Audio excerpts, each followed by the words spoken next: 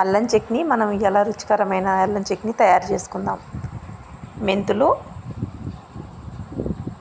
బెల్లము,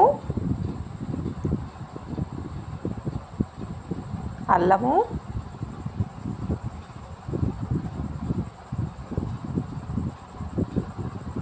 చింతపండు, ఎల్లుల్లిపాయలు వేసి చక్కగా మిక్సీ చేసుకుందాము.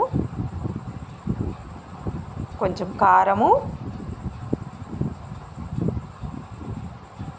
తగినంత ఉప్పు,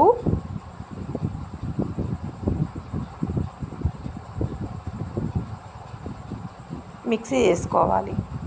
చక్కగా మెత్తగా అయ్యేటట్టు మిక్సీ చేసుకొని పక్కన పెట్టుకొని తిరగమాత పెట్టుకుందాము.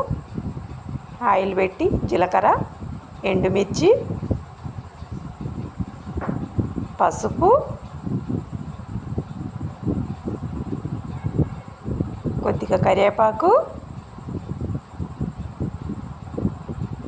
తిరగమాత అవ్వగానే కొంచెం స్టవ్ ఆపేసి వేడి మీదనే తిరగమాత పోసేసుకోవాలి. కొంచెం పచ్చిదనం ఉన్నా బాగుంటుంది, పచ్చిదనం ఉన్నా పోతుంది అన్నమాట. కలిపేసేసుకొని అట్టిపెట్టే ఎంతో రుచికరమైన అల్లం చట్నీ ఇడ్లీలోకి, దోశలోకి, పెసరట్లోకి చాలా బాగుంటుంది.